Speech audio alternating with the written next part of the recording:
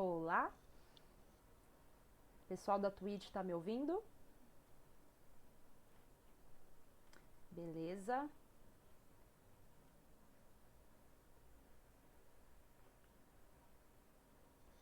Olá, gente.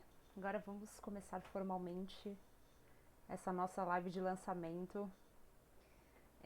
Desculpem o pequeno atraso que a gente teve. Como eu falei, tivemos probleminhas técnicos com o YouTube. Mas cá estamos agora.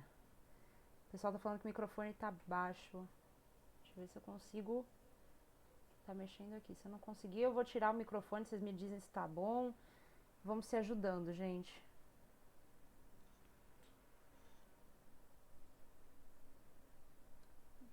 Tem um mixer aqui, deixa eu ver. Será que é isso? Não sei se é isso. Gente, eu estou contando com uma equipe técnica aqui me assistindo, tá? Pra quem não conhece, o senhor Kaique Estiva está aqui me assistindo na parte técnica. Então, se vocês me verem conversando aqui por conta disso. Melhorou, gente? Melhorou o áudio na Twitch? Legal, beleza. Tá, acho que eu consegui estabilizar agora. Beleza. Ai, ai. Probleminhas técnicos para me deixar um pouquinho mais nervosa do que eu já tava, mas tudo bem.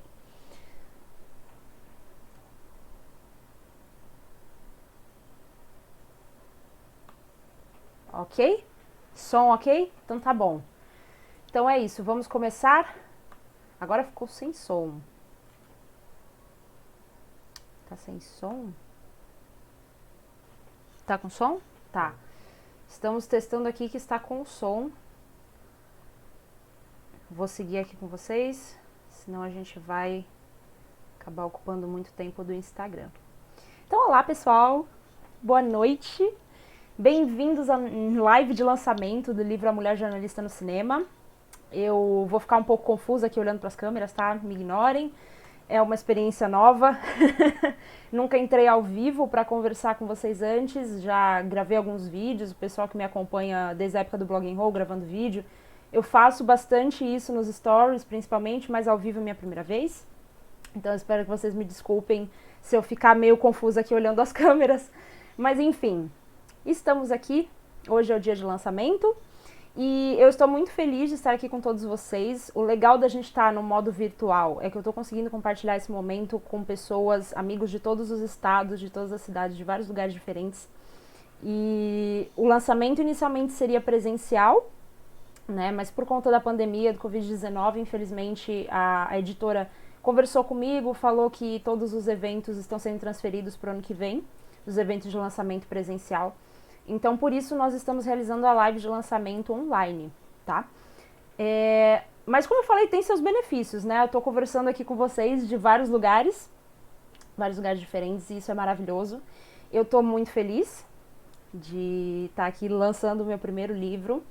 E, para quem não me conhece, meu nome é Beatriz Viana, eu sou jornalista, sou escritora, e eu trabalho com pesquisas relacionadas a questões de gênero, comunicação e cultura. O meu livro, Mulher Jornalista no Cinema, eu vou conversar com vocês muito sobre ele, sobre a parte técnica dele, sobre o tema, as questões que ele aborda e todas as dúvidas que vocês tiverem, seja sobre o livro ou sobre a minha carreira, e vocês quiserem perguntar, eu vou pedir para vocês direcionarem para a Twitch, tá? Pra gente poder depois tá visualizando melhor. Ou se vocês forem fazer no Instagram, para aguardar mais pro final da transmissão. Por quê? Eu vou fazer a apresentação para vocês do livro. E para ficar uma coisa mais organizadinha, no final a gente abre esse bate-papo, eu consigo dar mais atenção aqui nos comentários e conversar melhor com vocês. Como eu falei, a pessoa inexperiente, né? Então eu tô olhando aqui, mas eu não tô conseguindo captar todas as perguntas. Vamos lá, vamos conversar. Como eu falei, eu sou jornalista, eu sou formada, né, pela Universidade de Santa Cecília. Tive uma passagem de formação pela Universidade de Coimbra, em Portugal. E esse momento da minha vida foi decisivo para que eu começasse a pesquisar análise de discurso. Eu gosto muito de cinema, gosto muito de arte, literatura, música. Então eu fui com esse vínculo, então essa minha paixão, para Portugal.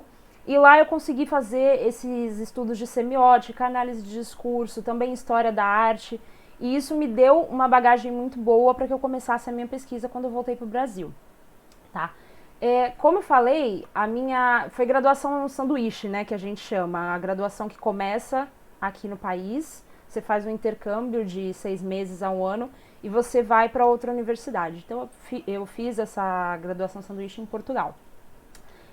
Nesse momento que eu voltei para o Brasil, eu tinha toda essa vontade de escrever.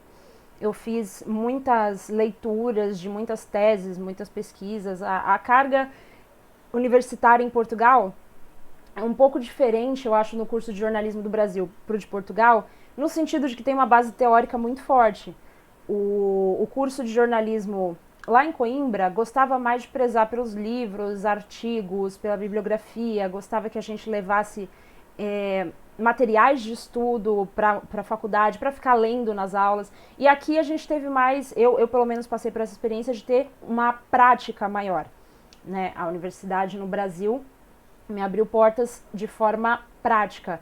Então a gente tem laboratórios de jornalismo, nós temos laboratórios de vários tipos, né? De radiojornalismo, de televisão, e você vai se encontrando, né? Você vai encontrando os caminhos. Eu sempre falo em algumas ocasiões, quando eu tenho palestras e debates, conversas com outras pessoas, eu sempre falo que o jornalismo ele é uma profissão muito multifacetada, muito diversa. E às vezes você entra pensando em uma coisa, pensando que você vai fazer uma coisa, e você acaba indo por vários outros caminhos. Com a universidade no Brasil, eu consegui ter acesso a todas essas amplas possibilidades. Então, acabei trabalhando muito com internet, acabei escrevendo muito para a internet, para vários blogs, portais, e acabei criando também uma paixão pelo marketing. Então, eu acabei cursando a Universidade de Marketing pela Unicesumar. Eu fiz ao mesmo tempo que a minha graduação de jornalismo. E eu me formei em jornalismo em 2018 e em marketing em 2019. Eu fiz as duas graduações ao mesmo tempo. Essas profissões casaram de uma forma que eu comecei a escrever de forma científica na internet. Então eu pesquisava referências de teóricos, de pessoas que estavam iniciando ali na carreira científica, como que você entrava nesse segmento, que é um pouco diferente. A área acadêmica, ela exige de você uma observação de determinados espaços, que o jornalismo, o mercado mais hard news, são outros. Então eu tive que buscar referências com os meus professores, com meus colegas, e acabei desenvolvendo trabalhos em artigos científicos. Eu escrevi 2 artigos científicos. Um, eu participei de um congresso em 2018 com ele, e o outro em 2019, quando eu já estava trabalhando com marketing. Como que essa questão dos congressos afetou também na minha busca por estar escrevendo um livro? Eu sempre quis escrever um livro, tá? Eu já vou começar dizendo para vocês que essa é uma paixão muito antiga. Eu entrei na faculdade de jornalismo pensando em escrever. Então, claro, teve a questão da internet, a questão da semiótica, da análise do discurso, coisas que foram entrando mais ainda junto com esse sonho de escrever. Então eu sempre quis escrever um livro, publicar um livro. Aí eu comecei a escrever esse artigo, né, em 2018, e eu estava no mesmo ano do meu TCC. Aí eu pensava muito, bom, eu devia fazer um livro reportagem, porque é a minha cara, escrever um livro, não sei o quê. Conversando com o meu orientador, o professor Robson Bastos, eu cheguei na conclusão de que eu queria mesmo era fazer uma monografia. E praticamente ninguém na minha turma, assim, estava ligado em monografia, queria fazer monografia. A maioria do pessoal opta por projetos práticos. E eu queria muito escrever. Então eu falei, não, eu vou fazer uma monografia. Pensei, vou falar sobre o quê? Vou falar sobre adaptações de livros para o cinema. Era um tema que estava assim na minha cabeça, 100%, vou fazer isso. Comprei os livros, assisti um monte de filme, falei, é isso que eu vou fazer. Aí eu fui conversar com o meu orientador. As conversas não foram poucas, tá, gente? Todo mundo, eu não sei quem tá me assistindo que tá na universidade atualmente, né, tá no último ano da faculdade, mas vocês sabem que a gente muda de opinião sobre o nosso TCC com muita facilidade. Então, eu tava ali focada nesse tema, e depois eu pensei, eu podia mexer um pouquinho nisso aqui, eu podia falar mais um pouquinho sobre história. Não, eu podia focar em algo social. como que eu vou fazer para transformar esse trabalho em um trabalho social? Tenho que ter uma relevância. Aí eu fiquei pensando, bom, a adaptação de livro para o cinema não vai ter essa relação social que eu quero. Então, o que eu vou fazer? Conversei com o meu orientador e a gente falou, bom, por que você não fala um pouquinho sobre a questão da mulher na profissão? Por que você não fala da relação da mulher com o cinema? Eu fiquei pensando, isso é uma coisa interessante, porque como eu falei pra vocês, eu sou apaixonada por arte. Então, cinema era certeza que eu ia fazer alguma coisa ali. Mas a questão da causa, eu não tinha pensado ainda. Porque eu sou muito ativa, eu gosto muito de participar das questões, eu gosto muito de participar, por exemplo, questões ambientais me interessam muito, eu sigo buscando, eu vou atrás, eu vejo notícias, eu gosto de participar de várias questões. Então eu pensei, qual que eu vou focar? Vou focar na questão de equidade de gênero, ok. Como que eu vou transformar isso numa monografia? E juntar com o cinema? E aí eu cheguei no tema de observar a representação da mulher jornalista nos filmes. Foi o tema da minha monografia. Ok, passei pelo processo da monografia e no meio desse processo aconteceu uma coisa extraordinária. Eu falei para vocês, eu tinha feito um artigo científico, né? Esse artigo também foi voltado para o mesmo tema e com esse artigo eu inseri um projeto num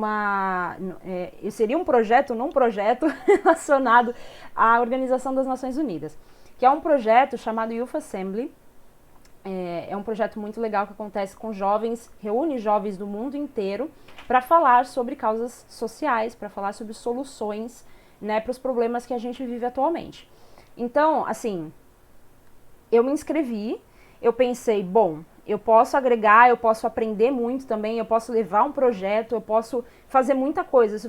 Essa é a oportunidade que eu queria para viabilizar a monografia, para entender como que ela vai funcionar socialmente. E aí eu fui aceita.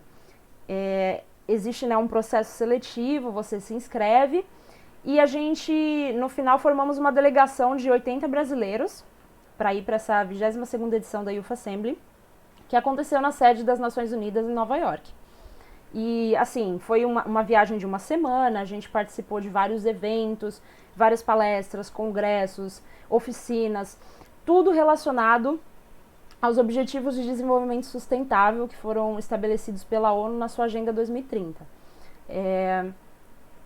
Então eu tive essa oportunidade de conversar com várias pessoas do Brasil e de fora do país, que tinham temas incríveis, projetos maravilhosos, falando sobre igualdade de gênero, falando sobre erradicação da pobreza, falando sobre questões de economia, cidades sustentáveis, projetos voltados para a política, mais representatividade na política, que também é um tema essencial, principalmente agora que a gente está em período eleitoral, né? Muitos projetos voltados para isso.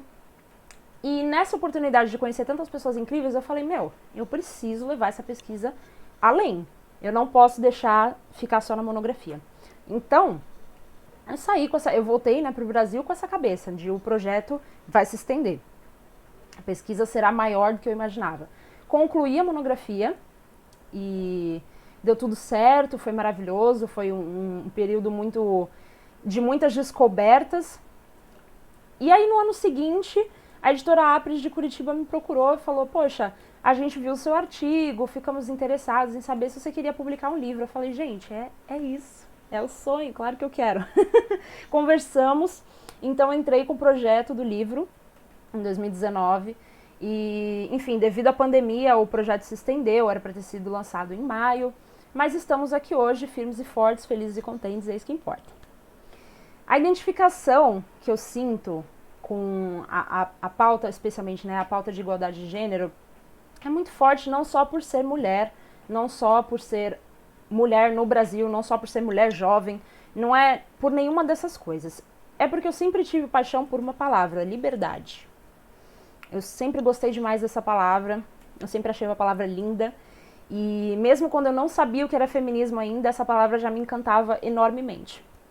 Então, conforme quando você vai pesquisando, estudando, conhecendo outras mulheres incríveis, com histórias incríveis, com projetos incríveis, você vai percebendo como esse movimento consegue quebrar barreiras, consegue transformar as suas palavras em ações.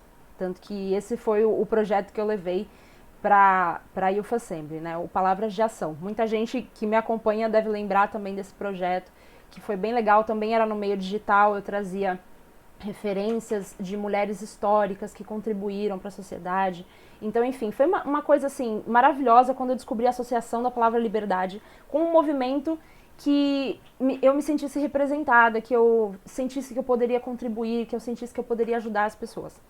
Então, principalmente depois da Youth Assembly, eu senti essa força de ajudar a construir um ambiente melhor.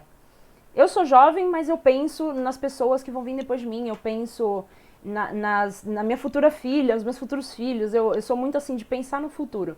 Então eu fiquei pensando, o que eu posso deixar de enriquecedor para essas meninas que atravessam sim adversidades, atravessam obstáculos, que muitas vezes não têm local de fala, não conseguem exercer seu protagonismo por serem consideradas muito jovens. O que eu posso fazer para essas meninas? Eu posso trazer uma peça educativa, uma coisa legal, divertida e que no fundo tem um vínculo educativo. Então, filmes. O que tem de mais divertido e educativo do que filmes? A gente passa ali 1 hora, 2 horas observando uma tela com uma história incrível, com alguma coisa que nos surpreende, nos encanta e nós aprendemos alguma coisa, nós tiramos algo de importante. Então a obra, ela entra nesse sentido de vincular, né, essa questão da juventude também, do protagonismo jovem. Então agora eu vou falar um pouquinho para vocês sobre o livro em específico, vou até trazer ele para cá, esse bebê lindo. E antes disso eu queria falar para vocês também, para fazerem perguntas, podem deixar as suas perguntas na Twitch. O meu auxiliar técnico estará anotando essas perguntas para que não faltem no final. Então podem ficar tranquilos que eu respondo vocês assim que a gente acabar essa apresentação, tá bom? Vamos lá. O livro, essa coisinha linda aqui, este livrinho lindo, tá dando pra ver? Tá legal? Beleza. Como eu falei pra vocês, gente, é defeito de câmera. Então vamos lá. A mulher jornalista no cinema, um tema inédito em língua portuguesa. Eu faço uma análise de estereótipos no retrato da mulher jornalista no cinema, tá? Como esses estereótipos afetam a profissão da jornalista? Como que isso acontece, né? Então ele veio desse processo de artigo, monografia, depois o projeto do livro e chegou nesse formato, tá? O livro tem 125 páginas, dá para você levar em qualquer lugar, maravilhoso. E além de ser um fruto de muito estudo, muito carinho, muita dedicação, ele é também uma peça muito cultural, tá? Vocês vão encontrar referências de vários filmes com jornalistas. Eu não sei quantos jornalistas, estudantes de jornalismo estão assistindo, mas tem muita referência fílmica aqui que pode ser interessante para vocês, que tem curiosidade em saber mais sobre como o jornalista é representado nos filmes. Então, além dessa parte mais científica, mais argumentativa, no sentido dos estereótipos, na análise de discurso, eu também trago bastante essa parte cultural. Então vamos lá, vou deixar ele aqui de lado, bonitinho, para me concentrar aqui com vocês. Não vou deixar de lado ainda não, vou mostrar. Vamos ver se eu consigo mostrar aqui na câmera. Então vamos lá, o livro está dividido em 3 partes, tá? São 3 capítulos principais. Então eu vou começar com aqui 50 anos de comunicação e feminismo. Aqui eu trago um pouco de história. Então temos história do jornalismo, inserção das mulheres no jornalismo, no mundo e no Brasil, tá? Eu faço esses 2 enfoques que eu acho que é importante a gente ter o sentido global da questão de inserção das mulheres no mercado de trabalho jornalístico e também local, para a gente entender como isso aconteceu no nosso país. Então, ele tem essas 2 partes, vai trazer a história da inserção das mulheres no mundo em geral, no Brasil. Eu trago também história dos movimentos feministas, alguns dos momentos mais notórios, algumas das autoras que são assim vitais para você entender o que é o movimento, como que ele se articula, o que ele faz, por que ele é importante. E também falo sobre a inserção das mulheres no cinema. Então, desde as primeiras atrizes que trabalharam lá no Star System de Hollywood antiga, até os dias de hoje, até os movimentos que acontecem hoje, tá? Então esse é o nosso primeiro capítulo. Depois eu vou conversar com vocês sobre relações entre jornalismo e cinema, tá? Então, por que jornalismo e cinema são 2 peças próximas? Além de serem 2 peças de comunicação, são 2 formatos de comunicação, Eles têm aproximação em formatos, linguagens, eles conversam em muitos pontos, são duas ferramentas de comunicação que são muito articuladas entre si. Então aqui nesse segundo capítulo vamos conversar entre nas relações entre essas duas partes, jornalismo e cinema. Por último, não menos importante, falaremos, tentando achar a página certa, gente, porque eu tô no olhômetro aqui. Falaremos sobre as análises dos filmes propriamente ditos, tá? Então, como que é feita essa análise, né? Como que eu fiz esse recorte de filmes? Eu busquei trazer os filmes que têm mais influência no nosso espectador brasileiro. Existem vários relatórios, né, de cinema. Para quem acompanha mais o meio profissional do cinema, existem relatórios, muitos emitidos pela Ancine, inclusive, que trazem detalhes sobre os públicos, né, informações sobre o público de cinema no Brasil. Existem recortes que fazem 100 filmes mais assistidos de um ano, os 100 filmes que tiveram maior bilheteria.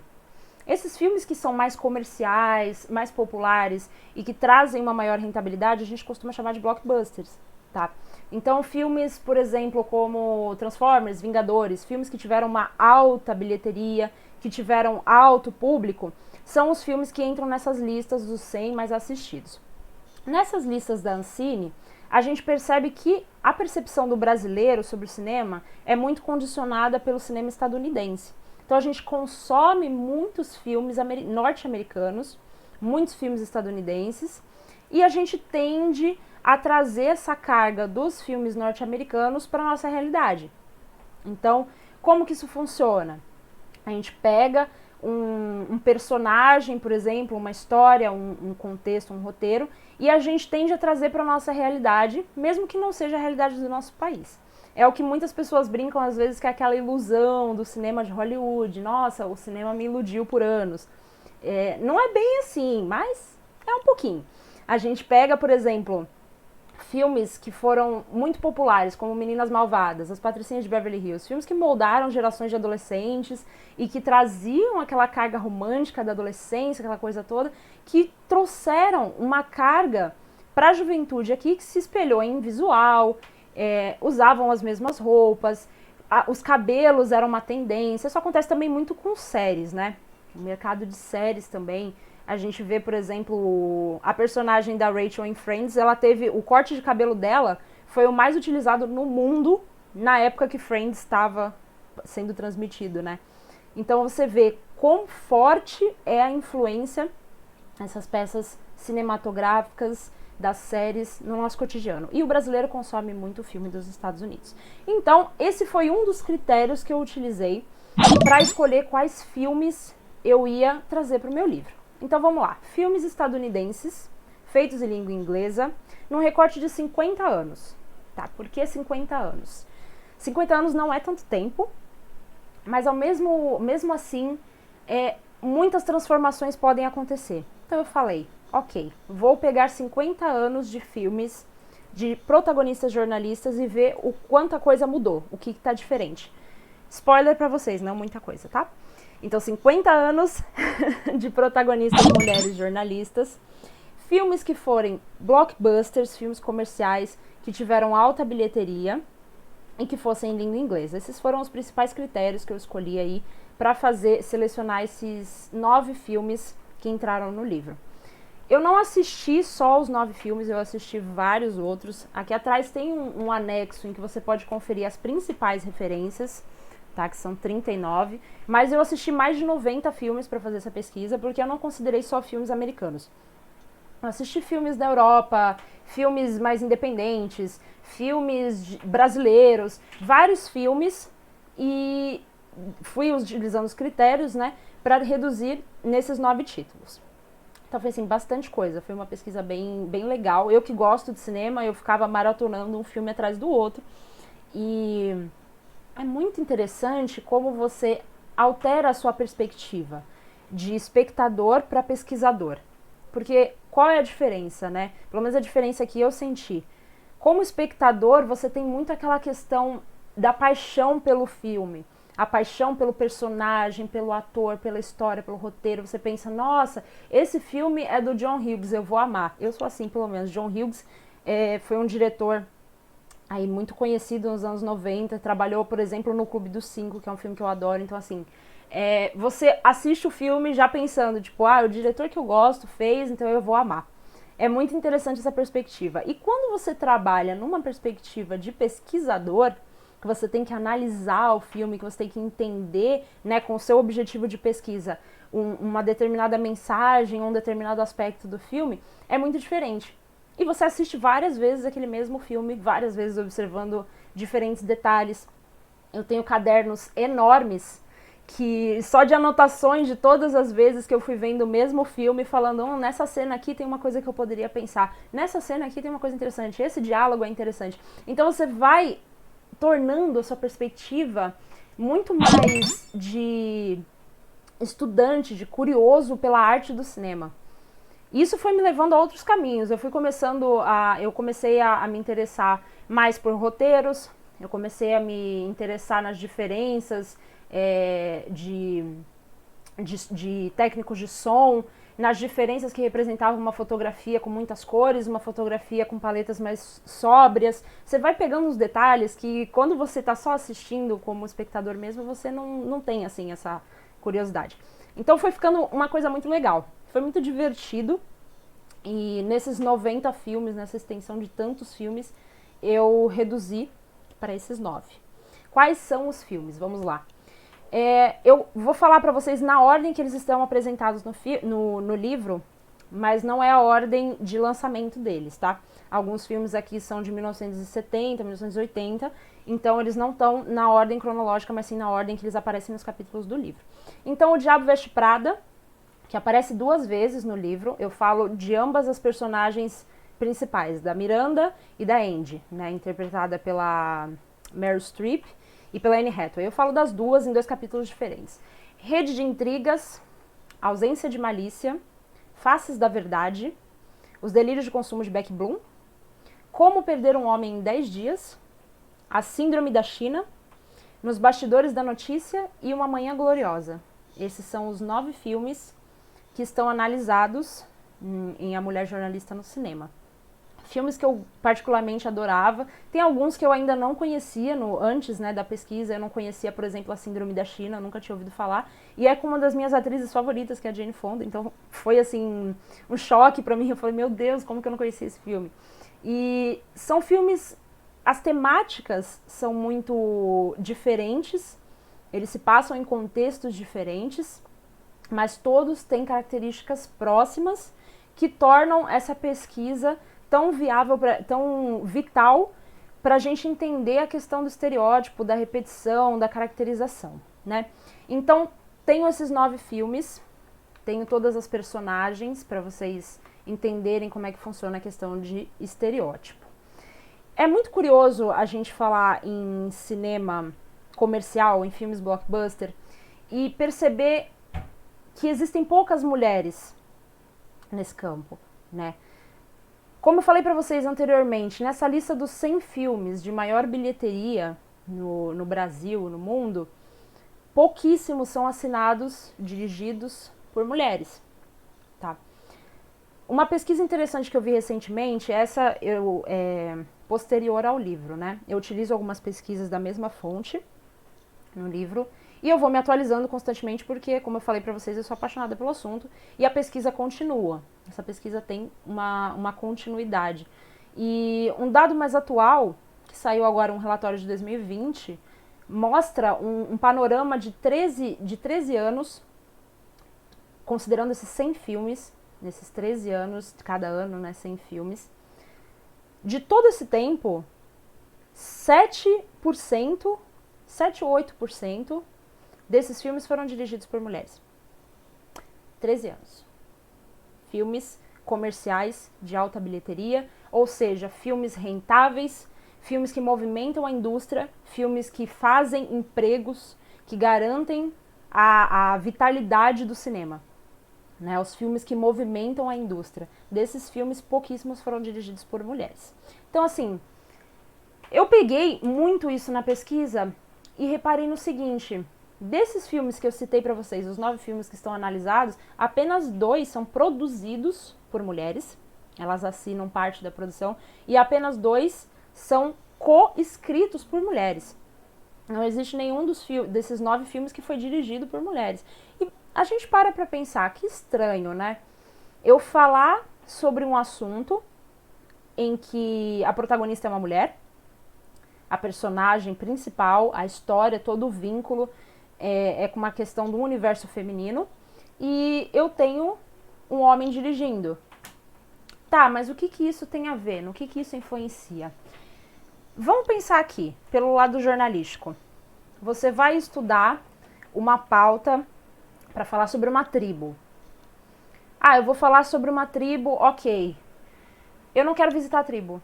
Eu quero falar sobre a tribo, mas eu posso até dar uma passadinha lá, eu posso conversar com os nativos, mas eu vou escrever mais, né? Já escreveram tanta coisa, já falaram tanto sobre o assunto, a notícia já saiu. Por que eu não pego esses dados e concentro na minha própria pesquisa? Esses dados que já existem, que outras pessoas já fizeram. Com o universo do cinema, é basicamente a mesma coisa. Você pega uma repetição, uma fórmula, e você fala, ok, por que eu vou... É aquela coisa do time que tá dando certo. Por que eu vou mudar um time que tá me dando uma alta bilheteria? Por que eu vou buscar uma nova pesquisa? Por que eu vou conversar com outras pessoas, buscar novas perspectivas, renovar um tema? Por quê?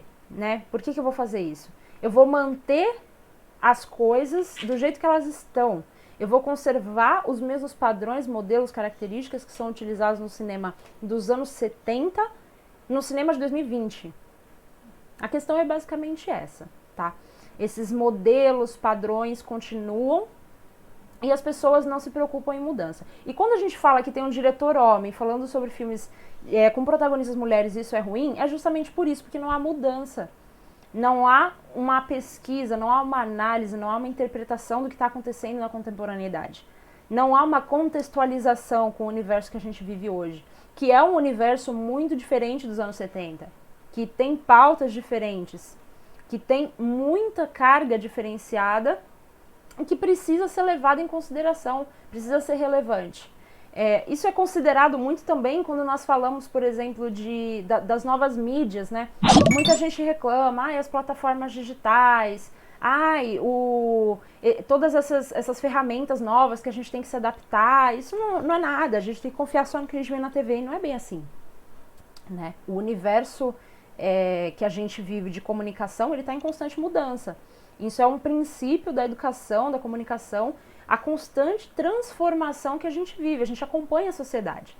Então, se a sociedade está se atualizando, se a sociedade está se modernizando, se está utilizando mais aparelhos como smartphones, se está utilizando mais sites, né, aplicativos como TikTok, como Instagram, a gente tem que estar ali. A gente tem que entender a importância, a relevância dessas modernidades e se adaptar. A comunicação é isso. Se a gente parar para pensar que no início, por exemplo, as aulas EAD, muitas pessoas pensam que as aulas EAD começaram a partir da invenção do computador, e foi bem antes. A gente tinha aulas à distância com os estabelecimentos, com os professores mandando telegramas. Então você imagina o quanto a gente evoluiu do ensino à distância do telegrama para hoje assistir no celular, enquanto você está no ônibus, uma aula do seu curso de graduação. É uma constante renovação. E o cinema muitas vezes não acompanha essa mudança. Ele não acredita nessa mudança. O cinema que eu digo, o cinema que nós estamos falando aqui, basicamente, é esse cinema de altas bilheterias, essa questão mais comercial, essa questão de venda. Gente, só para lembrar vocês que eu vou responder todas as perguntas, tá, no final. Eu vou responder todas as perguntas que vocês estão fazendo no final. E quem puder vir aqui pra Twitch, seguir na Twitch, que nós estamos com a transmissão na Twitch. E é twitch.tv/btrz4. Nessa transmissão eu vou conseguir ficar com vocês direto. Aqui no Instagram ele vai cortar em 18 minutos. Então eu vou ter que iniciar outra transmissão com vocês por aqui. Por isso, vamos migrar para Twitch. E podem deixar suas perguntas que no final eu vou responder todo mundo, tá bom? Vamos continuar. Vou falar um pouquinho também sobre a questão do feminismo, né? O feminismo não é uma pauta recente, é importante a gente deixar isso bem claro, porque a evidência em que está o movimento feminista hoje, com tantas questões políticas envolvidas, é de fato muito maior do que você pode considerar um movimento feminista nos anos 60. A divulgação dele era mais difícil. A globalização do movimento feminista nos anos 60 era mais difícil. Com a internet, é tudo muito mais prático. Então, o movimento feminista consegue ter aí, nessa onda que ele vive agora, né? A gente fala que o movimento feminista ele vive em ondas, e nessa onda que nós vivemos atualmente, ele está tão presente no meio digital que ele consegue dissipar determinadas pautas, determinadas notícias com maior facilidade. Mas o feminismo já é uma questão antiga, é um movimento necessário e que não existe para ser extremista, para ser agressivo. O movimento feminista ele não é um movimento de agressividade, porque ele justamente está pautando pela igualdade, pela paz, pela justiça. Então, o que as ondas, né, antigas ensinam pra gente? No Brasil, a gente teve um movimento mais voltado para a política. O movimento feminista no Brasil, ele sempre teve uma veia mais política. Então, a gente teve Pagu, a gente teve Berta Lutz, que foram mulheres, assim, excepcionais na sua escrita, na sua narrativa, em trazer pautas de extrema importância para um Brasil que enfrentou uma ditadura, que enfrentou vários momentos políticos de incerteza. Muitas mulheres conversam atualmente sobre esses temas. A Djamila Ribeiro, uma das pessoas que atualmente está aí pautando bastante feminismo negro. E todas essas questões que alavancaram no Brasil no feminismo, elas são mais voltadas para o político. Nos Estados Unidos, que é o nosso elemento de pesquisa aqui no livro, esse movimento foi muito voltado para o sufragismo, para a questão do voto, né? A mulher não tinha o poder de voto, ela não podia votar. Você imagina hoje, em 2020, a gente aqui pensando em ocupar a Câmara com vereadoras mulheres, a gente trazer uma mulher para ser prefeita, e antigamente você nem podia votar. Então, assim, o feminismo nos Estados Unidos se pautou muito para que a mulher tivesse o direito de votar. Ele também foi muito importante para o feminismo radical. O que é esse feminismo radical? Não é um feminismo extremista. Radical, né, vem de entender o significado de ser mulher. O que é ser mulher? O que é ser mulher numa sociedade em que a mulher não pode votar? O que é ser mulher numa sociedade em que a mulher tem que ser mãe e ficar em casa e não pode ter um emprego? O que é ser mulher sendo apenas coadjuvante da vida do seu marido e não podendo, por exemplo, comprar uma casa sozinha, não poder tirar dinheiro do banco sem que o seu marido assinasse uma ordem para o banco dizendo que você pode tirar o dinheiro? Então, assim, o feminismo radical, ele analisa a questão do papel social da mulher, o que a mulher é para a sociedade e quem ela é de verdade, né? A gente fala radical, parece que a gente está falando de extremismo, e não é isso. O feminismo radical busca as raízes do que é ser mulher, né? E outra questão muito relevante para o movimento norte-americano foi o feminismo negro. A questão de ser interseccional, de trazer pautas que não são só da mulher branca, entender quais as diferenças que existem nessa questão racial e como que a gente, de forma globalizada, pode trabalhar isso. Como que eu vou entender as pautas da mulher negra se eu não dou espaço, se eu não dou voz para ela? Essas questões foram muito vitais no feminismo nos Estados Unidos, tanto que um dos maiores nomes do feminismo de lá para cá, né, que veio, ela ainda continua trabalhando, trazendo ótimos artigos, ótimas pesquisas, Angela Davis, uma feminista assim exemplar, que escreveu muita coisa muito interessante. E tivemos várias feministas ao redor da história que contribuíram para o movimento. Beth Friedan, Bell Hooks, a tão conhecida Simone de Beauvoir, que escreveu, né, O Segundo Sexo, uma obra praticamente a bíblia do feminismo, que explica justamente essa questão de qual é o papel da mulher, como que a mulher pode se colocar na sociedade e o que ela precisa, quais os direitos dessa mulher que são ignorados, que não são levados em conta. Então, toda essa questão de direitos civis, vamos englobar dessa forma, foram muito importantes no movimento feminista nos Estados Unidos. As novas ondas trouxeram outras pautas, como o movimento queer, trouxeram também as pautas LGBT. Então, assim, o movimento, ele tem muitas vertentes. Você tá assistindo essa live pensando, acho que eu me identifico um pouco com isso que você tá falando, de liberdade, de entender quais são os meus direitos, eu quero entender um pouco de feminismo. Então você vai e pesquisa as vertentes. Existem várias vertentes de feminismo, vários estudos, vários argumentos, vários grupos de conversa, várias coisas que você pode entender, explorar e, enfim, descobrir. Né? Como eu falei inicialmente, liberdade é uma das palavras que eu mais gosto.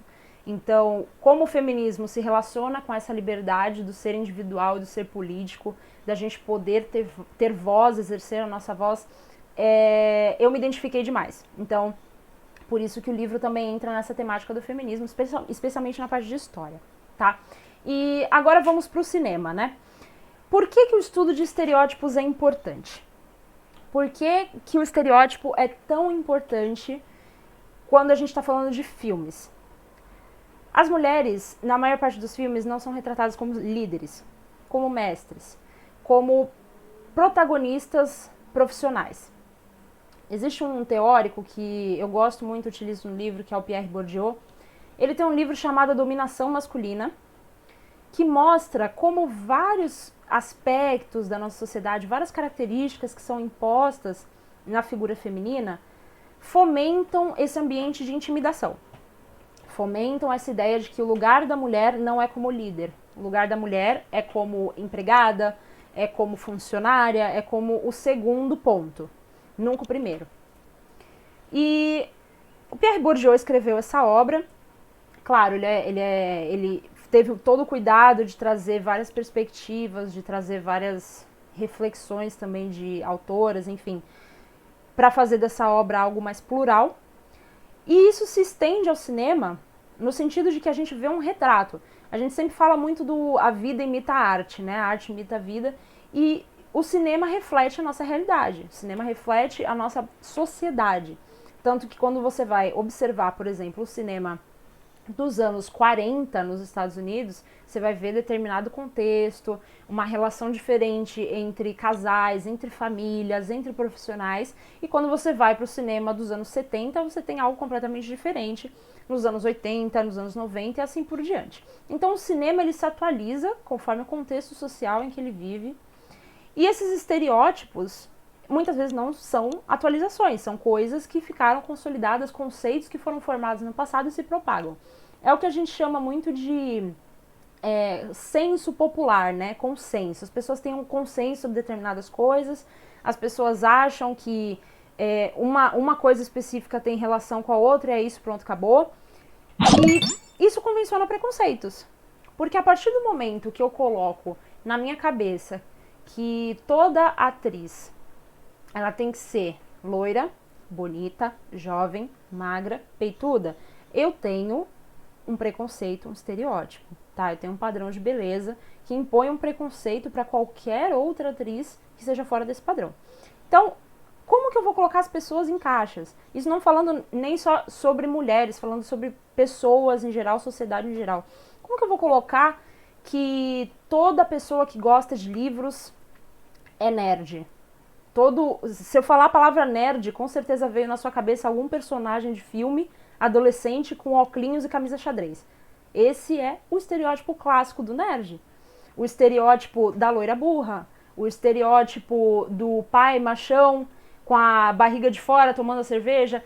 São vários padrões, estereótipos que a gente fomenta nos filmes e que por mais que às vezes pareça engraçadinho, que pareça inofensivo, ele sustenta a forma como a gente observa a realidade. E no caso do trabalho, o mercado de trabalho, a gente classificar, colocar a mulher jornalista numa caixinha, desqualifica ela.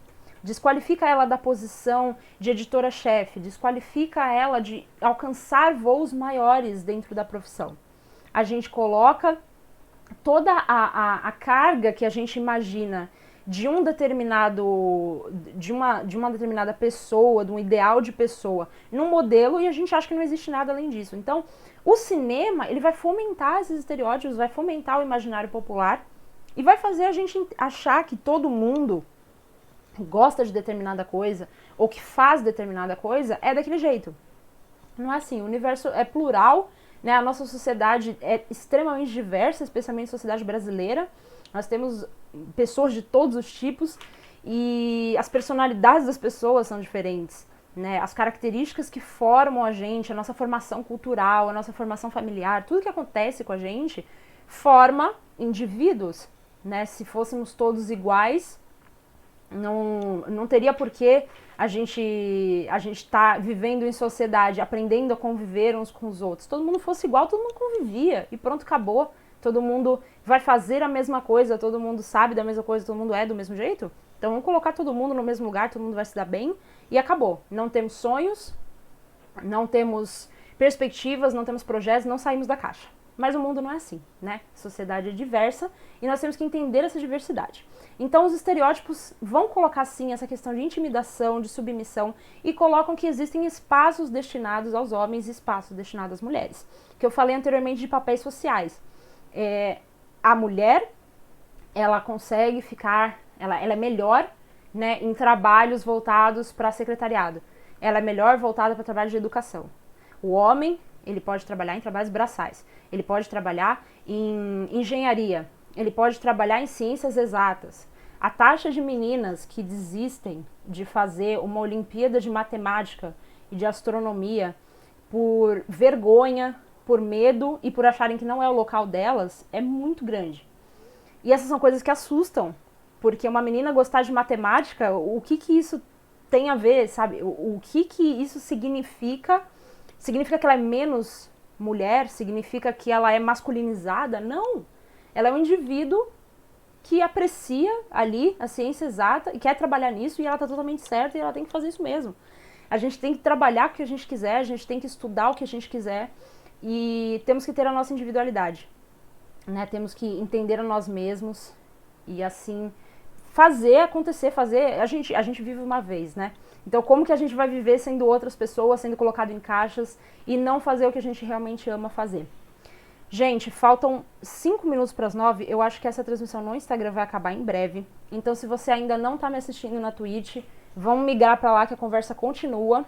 A gente pode responder perguntas, eu vou responder perguntas no final por lá.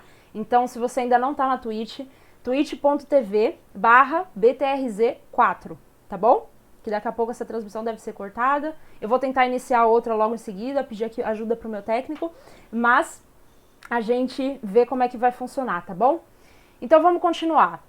Tivemos essa pesquisa do que eu conversei para vocês do livro, que relacionava os 100 top filmes, né? 8% dirigidos por mulheres. E em 2018, nós tivemos uma diretora chamada Greta Gerwig.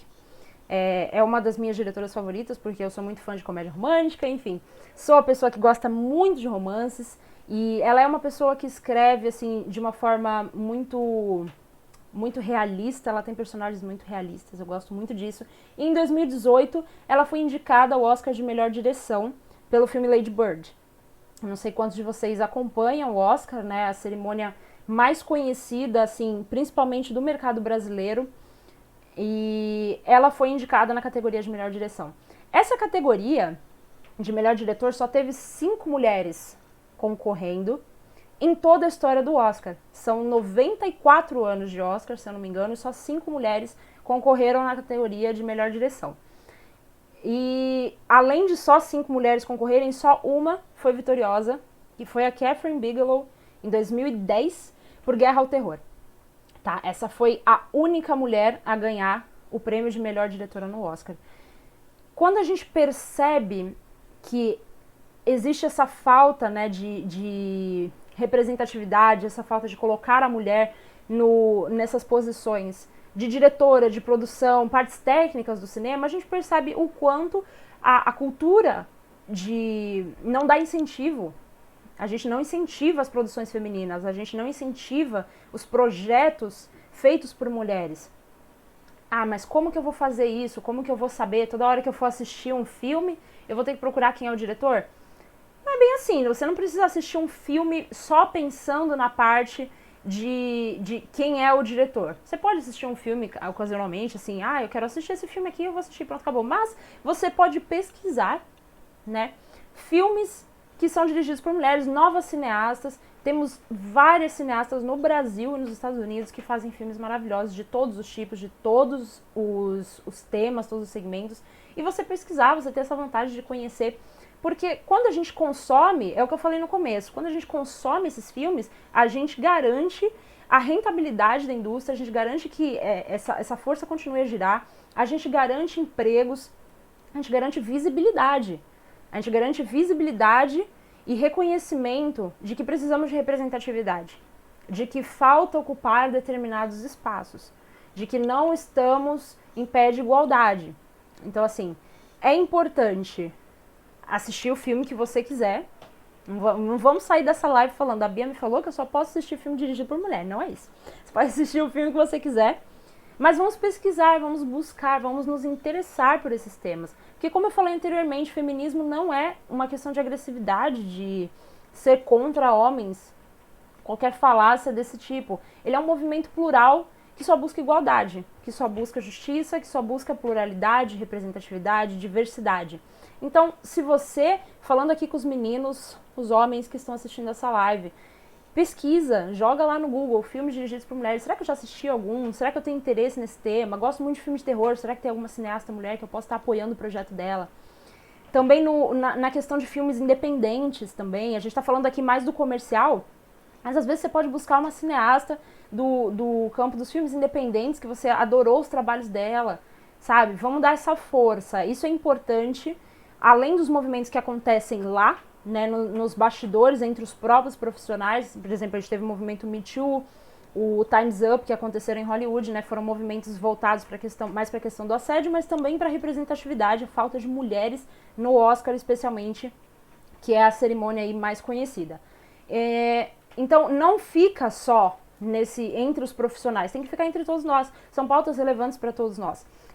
Se a gente quer um mundo mais representativo, se a gente quer se sentir parte da sociedade, a gente tem que também buscar referências. Então, não é só uma questão para meninas, não é só uma questão para mulheres, é para todo mundo. Não é também uma ordem exata, você não precisa sair daqui só vendo filme de mulher, mas vamos pesquisar, gente, porque isso ajuda muito a gente a reconhecer as disparidades, reconhecer que falta incentivo às produções dirigidas, escritas e produzidas por mulheres. Então, eu separei para vocês uma lista hoje de algumas cineastas e seus respectivos filmes, só para dar um start. Então, no Brasil, nós temos a Petra Costa, que fez história porque ela foi indicada ao Oscar, né, em 2019 por Democracia em Vertigem, que é um documentário que fala da democracia no Brasil. A Petra Costa tem outros documentários muito bons e estão disponíveis na Netflix, inclusive. Temos a Ana Muilart, que dirigiu Que Horas Ela Volta, um filme muito legal, muito interessante, tem a Regina Casé, é de 2015, e o É Proibido Fumar, de 2009. Quem mais? Temos a Renata Pinheiro, esse filme eu acredito que muitas pessoas aqui já viram, De Pernas pro Ar, de 2010, e temos temos a Renata Pinheiro, temos a Suzana Amaral. Suzana Amaral, uma das principais diretoras do país, infelizmente ela faleceu esse ano. E ela dirigiu A Hora da Estrela, que é baseado no livro, né, da Clarice Lispector. Essas são algumas brasileiras que eu trouxe para vocês. No exterior, temos a Greta Gerwig, como eu falei, dirigiu mais recentemente Adoráveis Mulheres, em 2019, que também concorreu ao Oscar. Mas ela fez vários filmes maravilhosos, Lady Bird, Frances Ha também, é um filme que eu gosto muito. Temos a Catherine Bigelow, dirigiu Guerra ao Terror, que foi essa diretora que foi a única a vencer na categoria de melhor diretora. Patty Jenkins, diretora de Mulher Maravilha. Essa também acho que muitos de vocês devem ter assistido. E que vai ter a continuação também, né, da Mulher Maravilha. Vamos lá. Eu fui informada de que já deu 1 hora, então eu não sei como está a minha situação aqui. Tá indo, né, ainda? Então tá. Então ok, continuamos aqui. Se vocês têm perguntas, está chegando o momento. Prometo que eu vou responder todo mundo, desculpa a demora. E, bom, vamos lá. Agora informações úteis, informações importantíssimas. Eu falei um pouquinho pra vocês, um pouquinho bastante, sobre o livro, sobre o que ele trata, sobre os filmes, tudo que você vai encontrar nele, muita história, muita pesquisa, muita análise, muitas dicas de filmes. É uma linguagem bem acessível, por mais que seja um livro científico. Ele traz uma linguagem bem fácil, então não fica com medo, eu vou comprar esse livro, mas eu não estudo cinema. Não é só para quem estuda cinema, jornalismo, ou feminismo. É para qualquer pessoa que se interesse em qualquer um desses temas, que queira conhecer mais filmes, que queira entender como foi o fomento do jornalismo, do cinema no Brasil. Todas essas questões são abordadas no livro. E eu vou falar para vocês os lugares onde vocês podem encontrá-lo, tá? Como eu falei inicialmente, ele foi publicado pela editora Apres, de Curitiba, então você pode encontrar o livro na editoraapres.com.br. Também está disponível na Livraria Cultura, Livraria Curitiba, Martins Fontes Paulista, Loyola, Submarino, Americanas, Shoptime, Magazine Luiza e Florence. Então, em qualquer uma dessas lojas você encontra A Mulher Jornalista no Cinema. E eu tinha falado no começo que vocês que estavam aqui na live comigo até o final teriam uma surpresinha. Então vamos lá, chegou o momento tão esperado de revelar. Vou começar outra live no Instagram pra ter medo de cortar no meio? Então, eu tô com medo de terminar a live, gente, mas não sei se eu vou continuar aqui. Começa uma nova, melhor, que vai Tá. acabar no meio do... Então fiquem atentos que eu vou começar outra live aqui no Instagram. Pausa dramática, tá? Senão ele vai me cortar e eu não vou conseguir falar a surpresa que eu queria pra vocês. Vamos lá. Vamos ver. Baixar, né? Uhum. Não sei se vai baixar, não. Gente, tá completo. Você não... Salvo, né? Sim. Vai dar tudo certo. Coisa aqui pra mim. Vou falando com vocês na Twitch, então, quando a gente voltar pro Instagram... Daqui a pouco só. Daqui a pouco, vou só falar essa informação. E depois eu repito pro pessoal que tava no Instagram. Quem ficou aqui comigo na live e vai participar agora no Perguntas e Respostas, se tiver interesse em adquirir o seu exemplar e ainda não adquiriu, vai ganhar um cupomzinho de desconto. Consegui um cupomzinho de desconto para vocês que estão aqui na live comigo. Então, se você tem interesse em adquirir o seu exemplar, ainda não adquiriu, me manda o seu nome e o seu e-mail na caixinha do chat aqui da Twitch e eu vou estar enviando para você esse cupom de desconto. O cupom só é válido na loja da Editora Apres, então você vai acessar lá editoraapres.com.br, vai inserir esse cupom no seu carrinho de compra e vai conseguir um desconto para adquirir o seu exemplar da Mulher Jornalista no Cinema, tá bom? Então, fica a dica, quem ainda não adquiriu o seu exemplar, teremos cupomzinho. Deixe seu nome e e-mail no chat pra gente ter aí os comentários. Vou voltar pro Instagram, então eu vou repetir essa informação. Espero que vocês não fiquem chateados comigo, tá? Vamos ver se vai dar certo. Deu certo, tá. Então estamos ao vivo. Deixa eu esperar o pessoal entrar. Enquanto isso, vocês admiram essa bela capa. Linda, né, gente? Eu adoro essa arte de capa, ela é maravilhosa. Ai, muito bom. Seu exemplar de A Mulher Jornalista no Cinema, pela editora Apres. Tem o nome de quem fez a capa, não? Não tenho. Vai ficar devendo esse agradecimento. Nossa, eu tenho tantos agradecimentos a fazer, eu vou fazer daqui a pouco. Aí vocês vão ter que me engolir fazendo agradecimento também. Aí a gente fica emocionada. O pessoal tá voltando? Beleza. Gente, o que eu comentei ali pro pessoal da Twitch, já estão sabendo, vou falar pra vocês que estão no Instagram. Quem ainda não adquiriu o seu exemplar da Mulher Jornalista no Cinema e tá comigo aqui nessa live, vai garantir o cupomzinho de desconto, tá bom? O cupom de desconto é válido apenas para a loja da Editora Apres, então você vai ter que comprar pela editoraapres.com.br, vai estar inserindo o cupomzinho, vai ganhar um desconto para adquirir o seu exemplar da Mulher Jornalista no Cinema. Como é que funciona esse cupom? Você vai deixar para mim aqui, eu não sei se é melhor você deixar nos comentários da live ou se você quiser me mandar por inbox, não tem problema, pode mandar por inbox no Instagram, o seu nome, o seu e-mail, e eu vou mandar para você o cupom de desconto para você adquirir o seu exemplar, tá bom? Só para quem estava aqui comigo na live, então fica aí a dica, cupomzinho de desconto, se você está interessado em adquirir seu exemplar, ainda não adquiriu, coloca lá o nomezinho, e-mail, inbox e nós vamos garantir fazer isso acontecer. Só uma coisa, Diga. Pra quem tá na Twitch tem que mandar pelo Instagram também? Não, pode, na Twitch podem me mandar no chat que eu consigo ver aqui, depois eu filtro. Não dá pra ver? Some depois, eu acho. Ih, rapaz, Mas então vai pode- sumir tudo. Gente, manda na inbox então. Me manda no Avisa inbox. seu Instagram aí. Vamos todo mundo me mandar na inbox do Instagram, porque acho que não vamos conseguir pegar todo mundo na Twitch. Mandem seu nome e e-mail na inbox do meu Instagram, @beviana4, e eu vou mandar o cupomzinho de desconto pra vocês, tá bom? Desculpem a nossa confusão aqui. Mas está tudo certo. Tudo certo? Todo mundo me ouvindo? Então tá bom. Vamos abrir para perguntas e respostas. Eu tô ansiosa para saber o que vocês querem saber sobre o livro, o que eu ainda não falei. Então, eu vou pedir aqui o auxílio do Kaique para estar me falando as perguntas. Vou respondendo para vocês. Se enquanto eu estiver respondendo surgir mais alguma dúvida, pode mandar. Que estamos com tempo livre. Vamos responder tudo, tá bom? Pelo menos eu vou tentar. Tá, vamos lá. Primeira pergunta no Instagram, tô pegando aqui que me mandaram aqui. O @eulucas.souza perguntou se durante a pesquisa você encontrou algum filme nacional que tenha mulheres jornalistas protagonistas. Encontrei. Eu vou correr muito risco aqui de errar título, gente. Eu não quero pagar esse mico, mas eu tenho nas minhas referências todos os filmes que foram pesquisados. E existem filmes brasileiros, sim, com protagonista jornalista.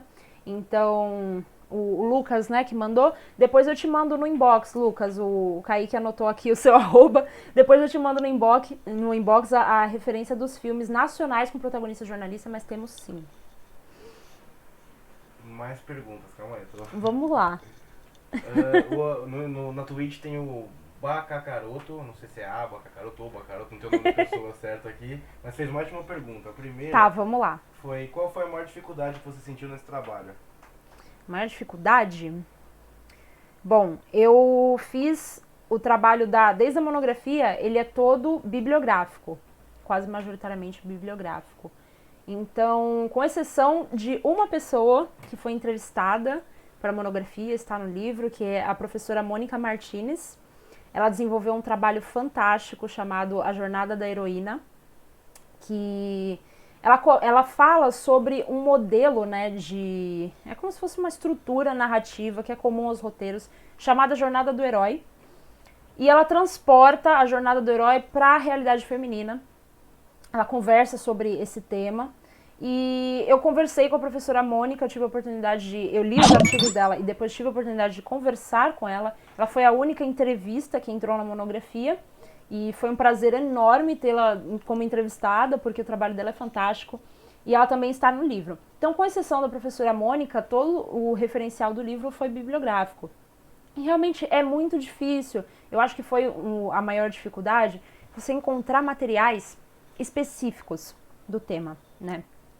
Como eu falei para vocês, o livro ele tem uma temática inédita em língua portuguesa, então toda vez que eu fui buscar assuntos relacionados à mulher jornalista especificamente foi muito difícil, porque não tinha nada sobre o assunto. Eu fui buscando coisas próximas, então a mulher na publicidade, a mulher em outras profissões, a relação com o cinema, fui tentando sugar alguma coisa ali. Então isso foi uma dificuldade muito grande, mas uma dificuldade boa, porque eu adoro ler, então eu li muita coisa, fiz muita síntese, muito resumo, enfim, acho que essa foi a maior dificuldade do livro. O mesmo usuário aqui, o Bacacaroto, calma aí que sumiu a pergunta, um minutinho. Tá. Falhas técnicas. Não, porque perguntou mais coisa e desceu aqui, ó. Você acha que esses filmes dirigidos por mulheres conseguem fugir dos estereótipos ou o machismo estrutural acaba influenciando até mesmo nesses filmes? Os dirigidos por mulheres? Sim. Tá. Vamos falar a forma como os estereótipos são estruturados. Muitas vezes a gente fala que, por exemplo, vou dar um exemplo assim mais geral, que muita gente já deve ter vivenciado. Mas eu conheço uma mulher que é machista.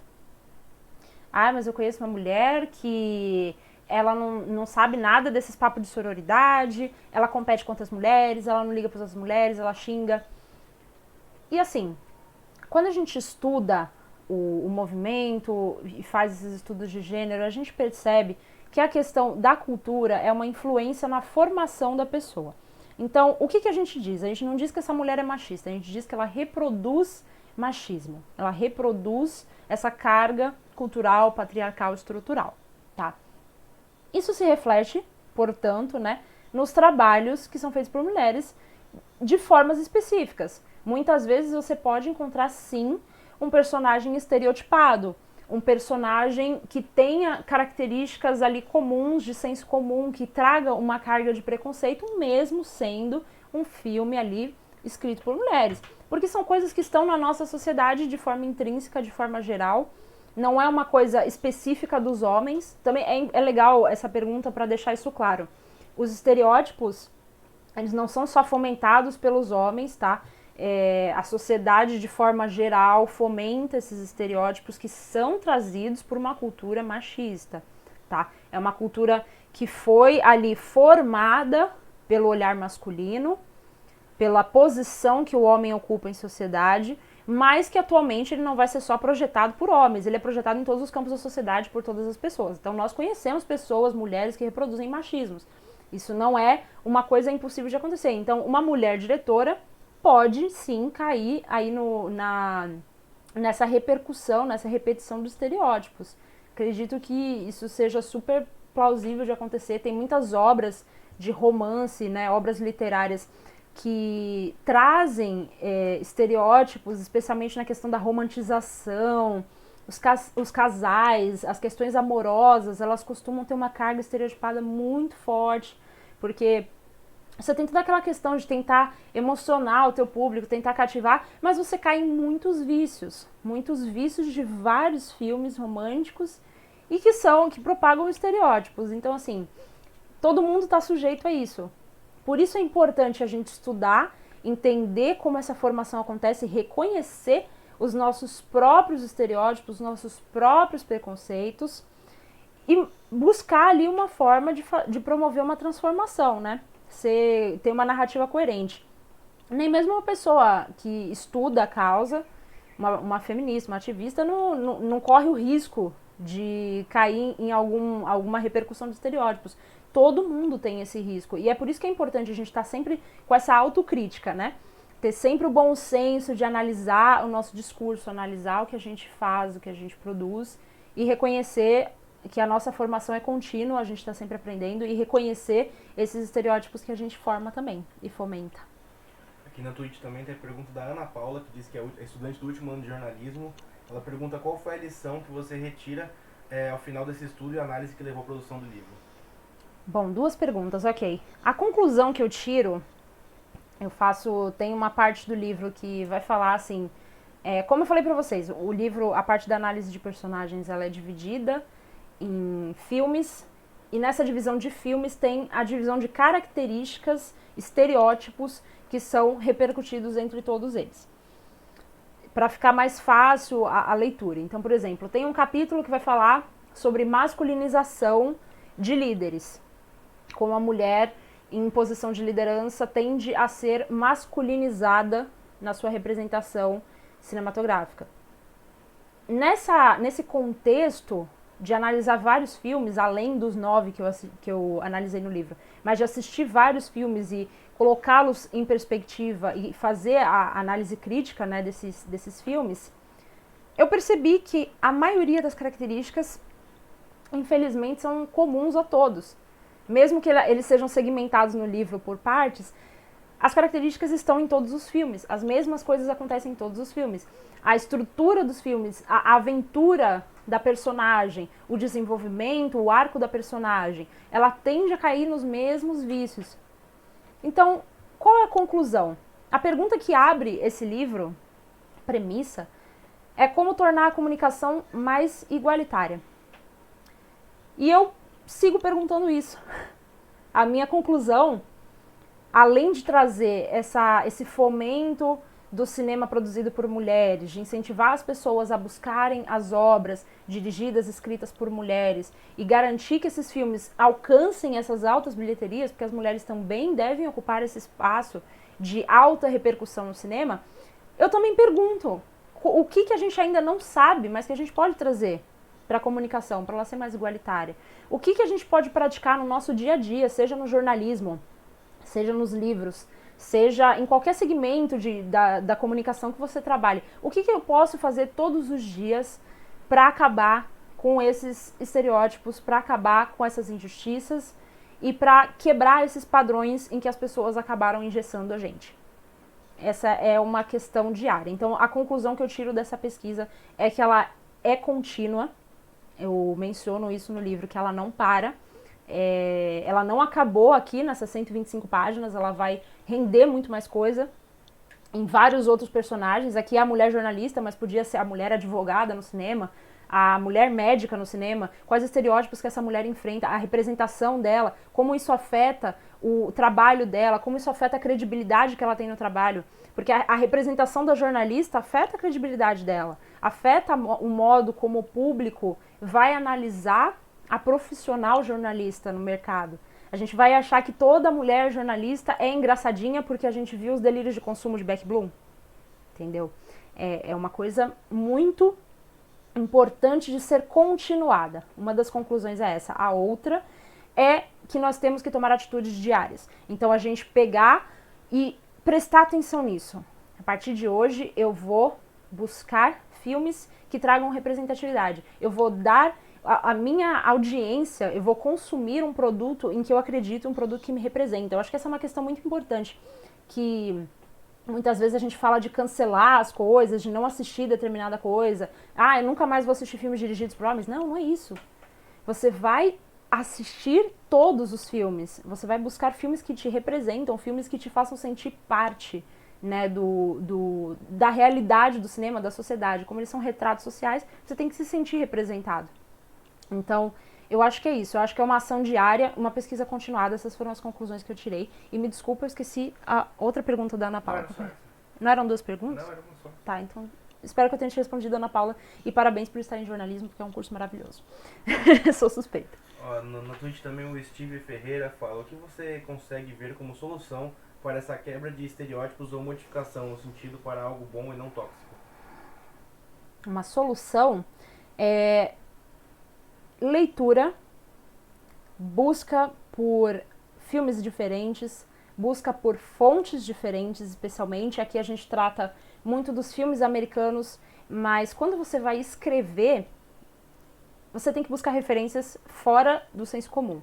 Então, eu fui escrever A Mulher Jornalista focada no cinema americano, mas eu busquei filmes europeus, eu busquei filmes brasileiros, eu busquei referências que embasassem os argumentos que eu estava colocando na obra. Então, como que a gente quebra esses estereótipos e transforma numa coisa positiva? Absorvendo conhecimento, buscando novas fontes, buscando novos filmes, novos autores, novas músicas, novos livros, buscando referências que refresquem a forma como a gente está condicionado a ver a construção de personagens. Porque muitas vezes os livros antigos, eles trazem um determinado retrato. Como eu falei no começo, é uma questão de contextualização, né? O cinema está sempre contextualizando a sociedade, a realidade, o momento em que se vive. Então, como que eu vou mudar estereótipos se eu estou vendo filmes do século passado e não me proponho a buscar novidades, não me proponho a me atualizar, não me proponho a entender como a sociedade está mudando? É muito difícil. Você tende a repercutir as mesmas coisas porque você está conformado em assistir as mesmas coisas. Então, eu acho que o ponto na quebra desses estereótipos e na desenvoltura aí de novos personagens, de novas ideias, é justamente ter novas referências. Sempre estar buscando refrescar o teu repertório. É muito difícil, às vezes, porque você é bombardeado com informações, né? Eu confesso que, às vezes, é um pouco aquela sensação de você estar sendo inundado de informação. Você recebe notificação disso, daquilo, você é inscrito no Amazon Prime, na Netflix, no Globoplay, você tem Spotify, você tá no TikTok, você tem YouTube, você segue vários YouTubers. Então, olha a carga de referências que você tem. Todo dia essa galera te bombardeando de informações. O mercado literário é a mesma coisa. Todo dia, vários livros são lançados. Hoje você está aqui no meu lançamento, amanhã você vai estar vendo outro lançamento de outros livros, de outros autores, outros temas. Nós temos uma carga de informação muito grande. Então é importante filtrar. Acho que esse é outro ponto. É ampliar os horizontes, mas também saber filtrar, saber o que vai agregar para você, o que você se interessa, o que você quer explorar. A gente não precisa ser expert em tudo. Né? Por mais que o jornalismo, que eu falei, seja uma profissão multifacetada, eu não preciso ser expert em todos os pontos técnicos do jornalismo. Eu preciso ter uma noção de tudo, conhecer as coisas, saber o que está rolando no mundo, preciso estar antenada. Mas me aprofundar, entrar de cabeça num projeto, no tema que eu gosto. Então, no meu caso, eu gosto de cinema, eu gosto de jornalismo e eu me interesso pelo feminismo. Então, eu vou buscar enriquecer o meu repertório nesses 3 aspectos, buscando outras fontes e fazendo esse filtro, para entender como que a forma que eu estou me colocando hoje, ela está segmentada, está condicionada e existe margem maior, assim, uma margem mais ampla que eu posso explorar. Um pouquinho nos comentários no Instagram, a Patrícia Garzella participou bastante. Ela falou que abandonou a ideia de cursar ciência de computação por medo de estudar só com homens e sofrer com isso, você comentou mais cedo. Ela também falou que Lady Bird é perfeito, é um filme muito sensível. Ah, eu adoro. E falou que as pessoas têm que procurar assistir mais filmes dirigidos por mulheres para melhorar essa questão da igualdade, né? Sim. Mais comentários do Instagram. Deixa eu pegar aqui. A Sil Coruja pergunta se você acha que mães jovens podem mudar esses estereótipos e como isso seria possível. Mães jovens, eu acho que não só mães jovens, eu acho que todas as mães podem ajudar nessa quebra. A gente fala muito de mudança e transformação, mas a mudança não é uma palavra intrínseca ao jovem. A mudança, ela é possível em todas as idades, para todas as pessoas, para todos os gêneros, todas as raças, todos os lugares, todas as situações. Qualquer um pode mudar. Então, eu acho que se essa mãe tem a mente aberta e ela está disposta a ouvir, a entender, a se antenar, a buscar, a procurar, se ela for uma pessoa curiosa, se ela for uma pessoa ávida por novidades, ela é transformadora, ela é uma agente que transforma. Porque não é só a pessoa, eu falo do ponto de vista do jovem, porque, como eu falei para vocês anteriormente, é a pauta que eu me encontrei nesse momento que eu fui viajar para os Estados Unidos. Foi a pauta que eu me interessei, porque justamente eu acho que nem a Patrícia até comentou da ciência da computação, eu acho que é justamente isso, as meninas, elas desistem de determinadas profissões, determinadas carreiras, determinadas áreas de estudo, por machismo, por estrutura machista. Então, eu me dediquei a essa causa, mas não é que, isso não significa que só o jovem tem potencial transformador, qualquer pessoa tem. Você está disposto a ouvir, está disposto a entender uma nova situação, buscar, de repente, olhar perguntar pro seu filho o que ele tá fazendo, sabe? Na inocência, assim, como é que é esse jogo? O que é esse filme que você tá vendo? Do que é essa série? O que é esse livro? Do que fala? Quem é esse autor? Quem é esse cineasta? Quem é esse ator? Ele é bom? Você gosta dele? O que você acha? O que ele fez? Essa curiosidade é o que movimenta. Essa curiosidade é que causa transformação. Então, eu acho que não é só a mãe jovem que consegue fazer isso, mas é qualquer mãe. Qualquer mãe que tiver essa curiosidade de trazer coisas novas para a vida dos seus filhos, de entender o universo deles, de participar. E, inclusive, eu faço um adendo que eu tive muita sorte que a minha mãe é uma pessoa dessas, extremamente participativa, extremamente maravilhosa, extremamente aberta a entender o meu universo em toda a sua pluralidade, porque eu sou essa pessoa que fez jornalismo, tá fazendo letras, fez marketing, escreveu um livro, foi pra fora. Então, assim, essa pessoa que fez muitas coisas fora da caixa, minha mãe sempre me apoiou em todas elas. Então, eu falei que eu ia deixar os agradecimentos pro final, mas eu já dou uma prévia agora, falando da minha mãe. Pergunta do Tetes Monteiro. Ele pergunta o quão importante você acredita que o cinema é como ferramenta de mudanças políticas. O cinema eu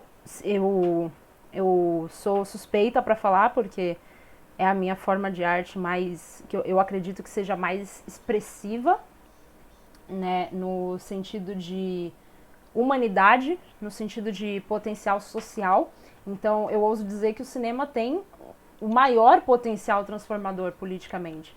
É uma forma, como a gente conversou, de refletir um contexto social, de trazer pautas, de mostrar a realidade de uma determinada localidade, de um determinado grupo. Eu vou dar um exemplo, assim, é aquela coisa da versatilidade. Um dia eu estava parada nessa quarentena, aí eu recebi um e-mail, festival, mostra de cinema egípcio. Aí eu falei, será que eu já assisti algum filme egípcio e eu não sei? Não tenho certeza, eu vou assistir. Aí eu falei com uma amiga minha, eu tenho alguns grupos de cinema, enfim, eu conversei com uma amiga minha de um desses grupos, eu falei, bora assistir essa mostra de cinema egípcio? Bora. A gente foi assistir um filme, à distância, né? Eu assisti na minha casa, ela assistiu na dela, e era um filme que mostrava a jornada de um homem, um senhor, assim, que estava numa localidade muito remota e ele queria descobrir quem era o pai dele, ele queria ir atrás do pai dele. Fazia, acho que, muitos anos, eu não lembro o tempo certo, mas fazia muitos anos que ele não viu o pai dele. E ele entrou nessa jornada para reencontrá-lo. E foi uma jornada, assim, fora da questão do personagem em si, foi uma jornada social, uma jornada política. Ele mostra a realidade, a pobreza, a miséria, a dor, o sofrimento, o abandono, mostra moradores de rua, mostra crianças órfãs que foram abandonadas, que foram jogadas. Depois ele descobre que esse lugar que ele morava era um lugar que eles mandavam crianças que eram consideradas defeituosas. Então, crianças que tinham alguma deformidade física, alguma deficiência, eles encaminhavam essas crianças para esse lugar e deixavam lá. Os pais iam embora. Então, assim, ele descobre toda essa realidade que existe enquanto ele está na jornada dele, pessoal. Então, olha que lucidez do diretor, da equipe técnica do filme, de trazer uma narrativa pessoal de um personagem, de uma história de um cara e transformar isso num cenário político-social, da gente entender a pobreza, a real miséria que vivem tantas pessoas naquelas localidades do Egito. De como falta estrutura, de como falta repasse de recursos, de como tem desigualdade, de como existe preconceito.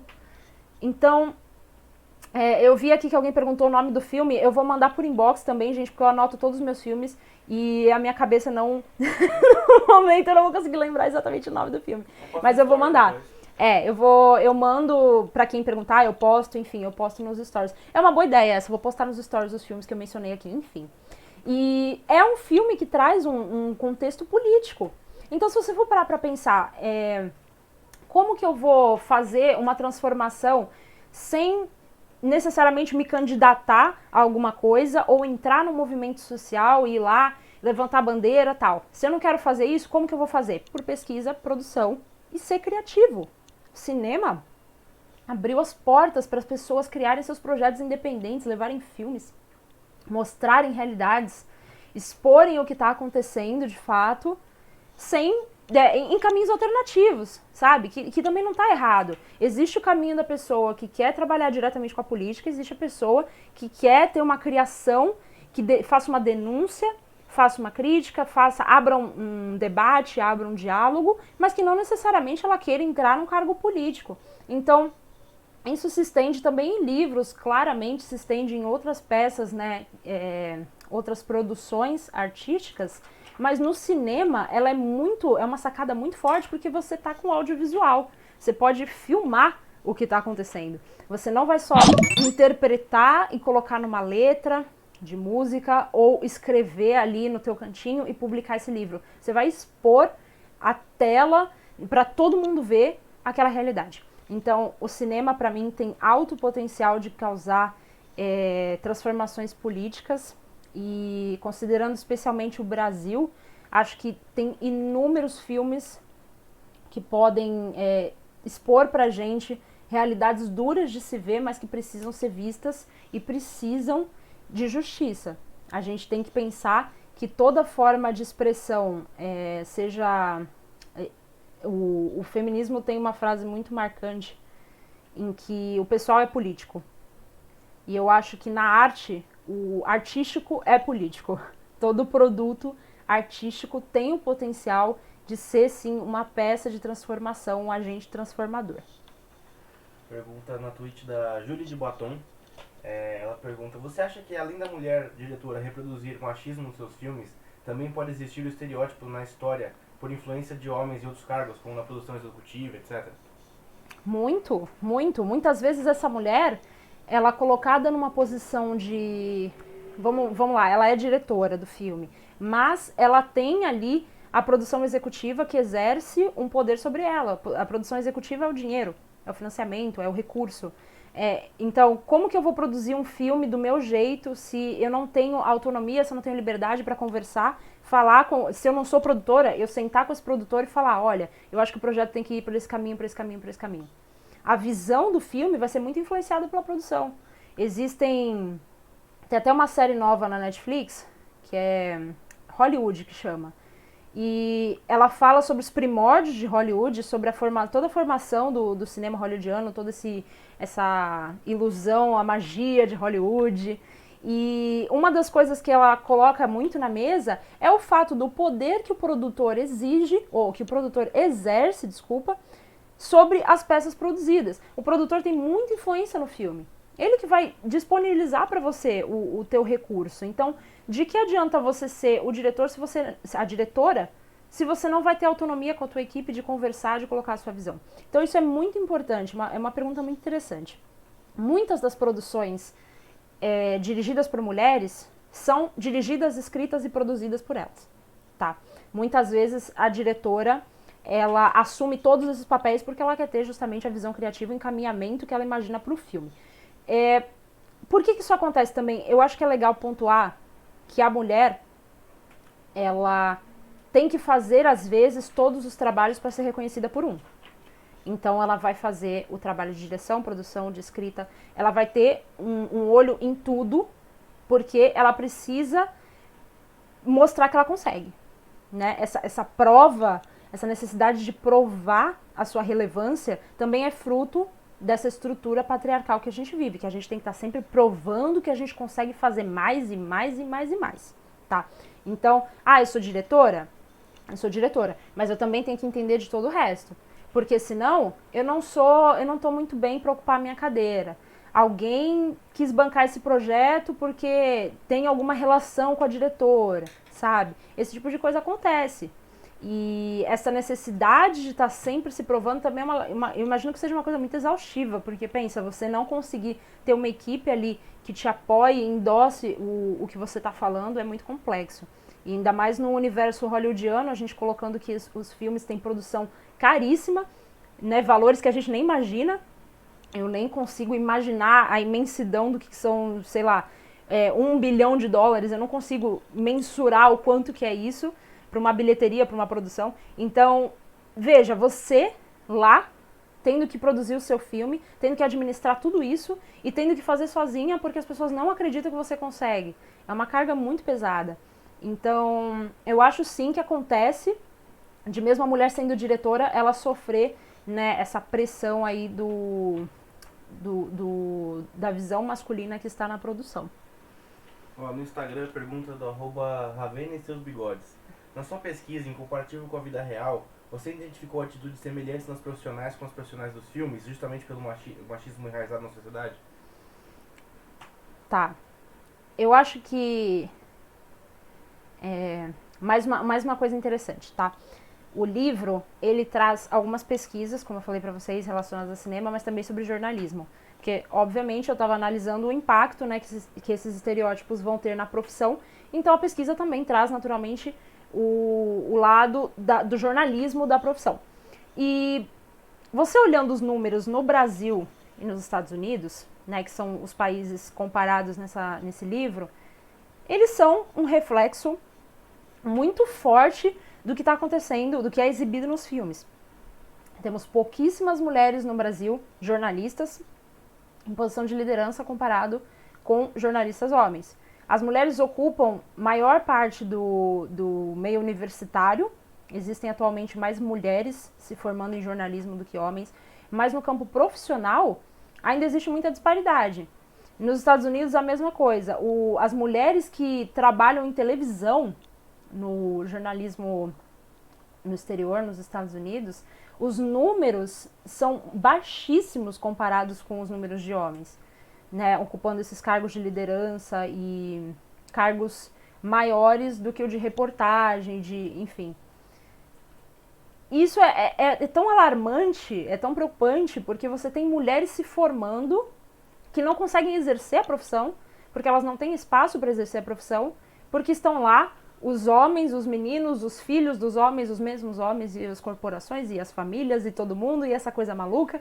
E você fica pensando, como que eu mudo, né? Como que eu saio dessa engrenagem? As mulheres buscam caminhos alternativos.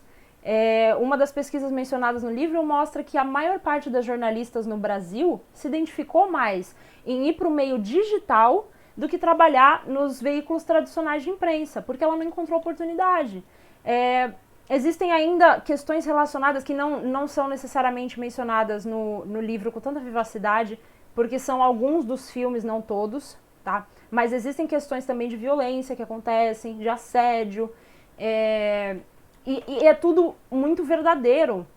Então, quando você começa a olhar um Diabo Veste Prada e pensar, isso é real? Assim, o mercado é assim, as coisas acontecem dessa forma, não é totalmente ficção, você fica assustado.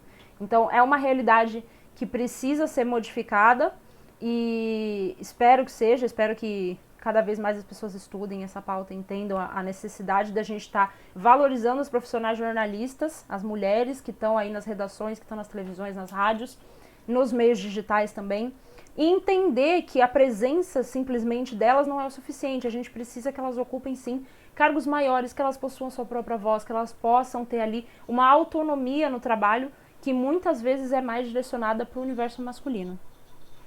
Vou emendar as 2 últimas perguntas para a gente ir encerrando. A pergunta do Tedes Monteiro de novo, ele pergunta: qual a grande figura histórica feminina do Brasil que você gostaria de ver representada no cinema que inspiraria o telespectador?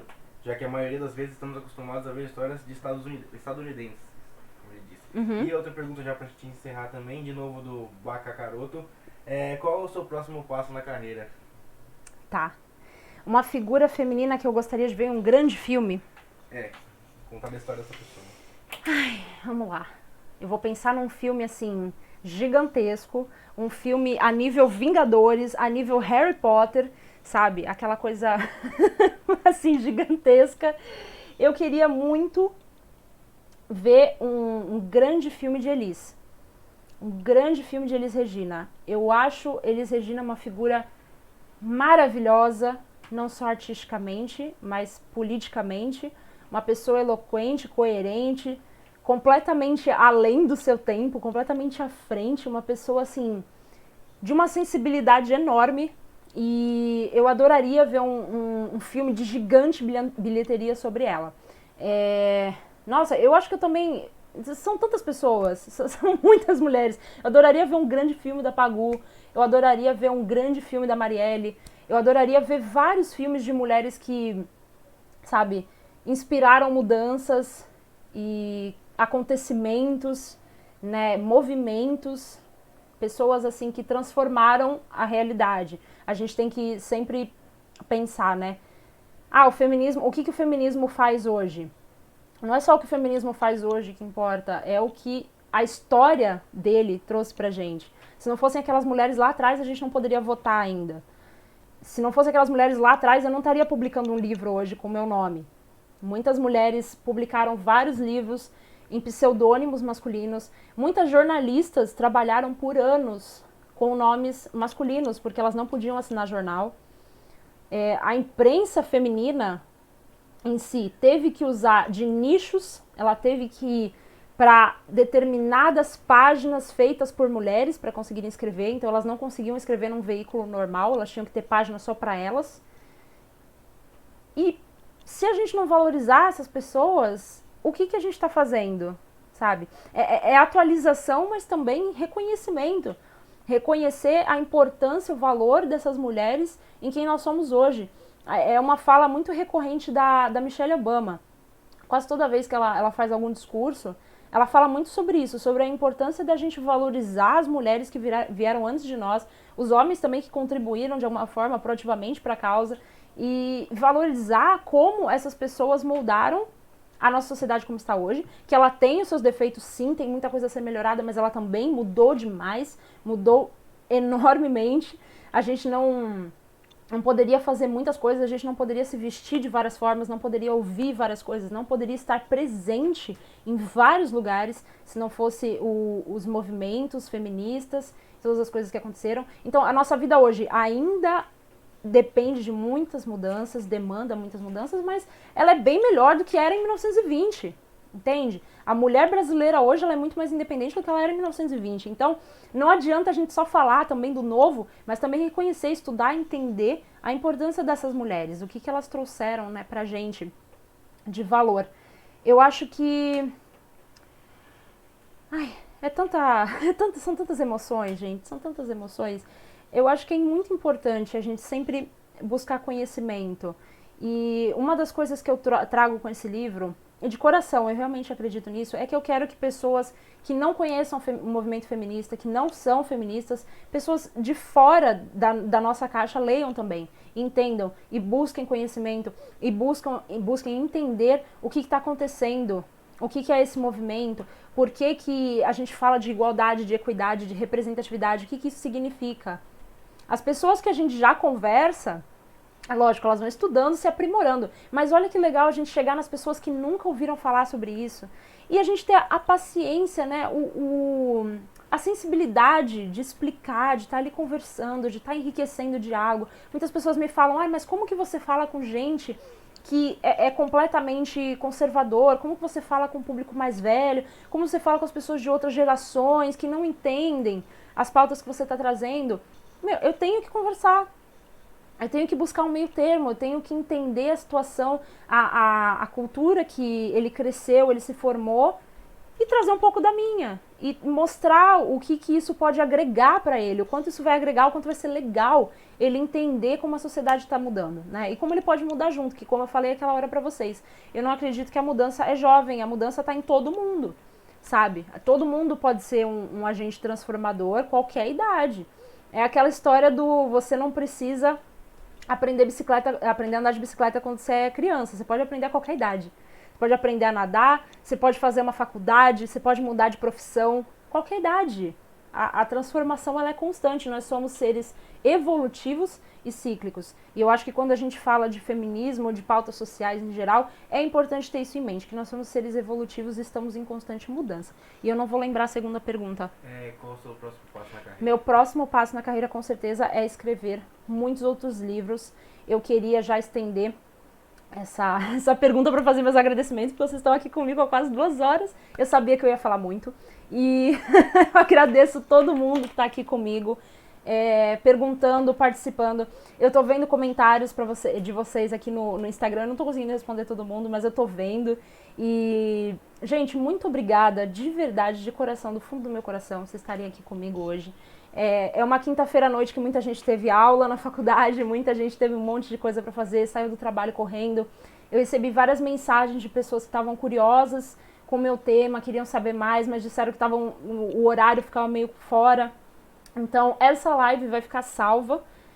A gente teve problemas, né, no YouTube, mas o vídeo vai ser baixado no YouTube.